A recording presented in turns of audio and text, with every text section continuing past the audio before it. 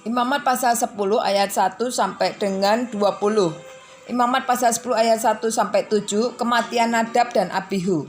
Kemudian anak-anak Harun, Nadab dan Abihu masing-masing mengambil perbaraannya, membubuh api ke dalamnya serta menaruh ukupan di atas api itu. Dengan demikian mereka mempersembahkan ke hadapan Tuhan api yang asing yang tidak diperintahkannya kepada mereka. Maka keluarlah api dari hadapan Tuhan lalu menghanguskan keduanya, sehingga mati di hadapan Tuhan.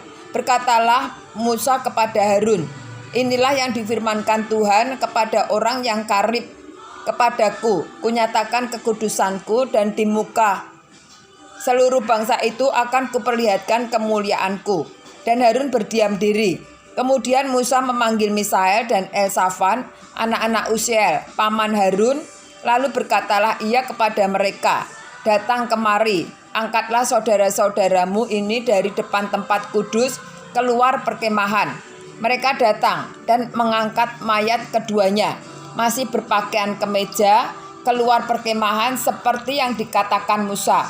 Kemudian berkatalah Musa kepada Harun dan kepada Eleazar dan Itamar, anak-anak Harun, janganlah kamu berkabung dan janganlah kamu berduka cita, supaya jangan kamu mati dan jangan Tuhan memurkai segenap umat ini, tetapi saudara-saudaramu, yaitu seluruh bangsa Israel.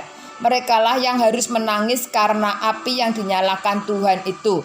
Janganlah kamu pergi dari depan pintu kemah pertemuan, supaya jangan kamu mati, karena minyak urapan Tuhan ada di atasmu. Mereka melakukan sesuai dengan perkataan Musa. Imamat pasal 10 ayat 8 sampai dengan 11. Larangan tentang minuman keras bagi imam yang menyelenggarakan kebaktian.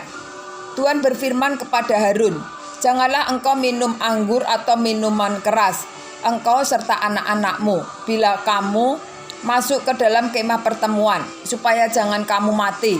Itulah suatu ketetapan untuk selamanya bagi kaum turun-temurun. Haruslah kamu dapat membedakan antara yang kudus dan yang tidak kudus, antara yang najis dan yang tidak najis. Dan haruslah kamu dapat mengajarkan kepada orang Israel segala ketetapan yang telah difirmankan Tuhan kepada mereka dengan perantaraan Musa. Imamat pasal 10 ayat 12 sampai dengan 20. Bagian imam dari korban.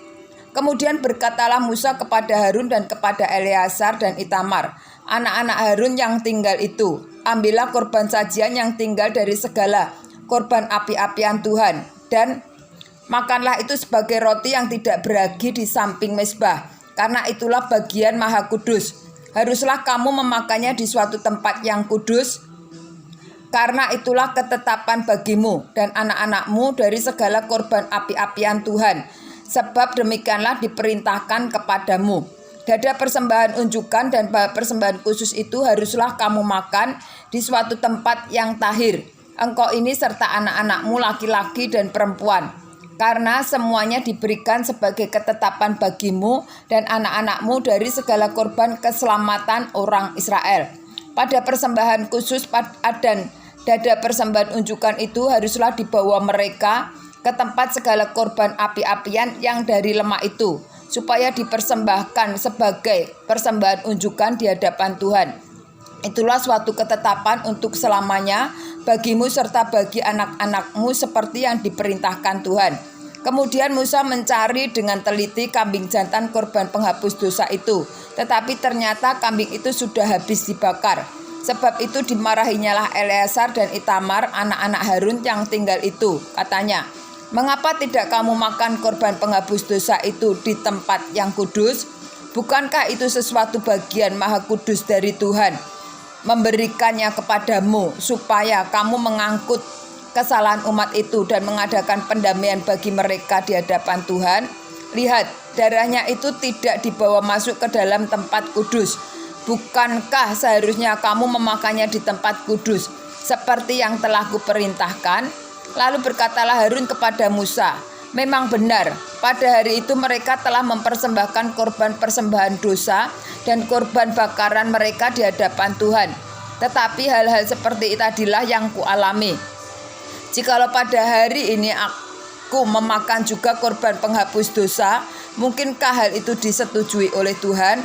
Ketika Musa mendengar itu, ia menyetujuinya.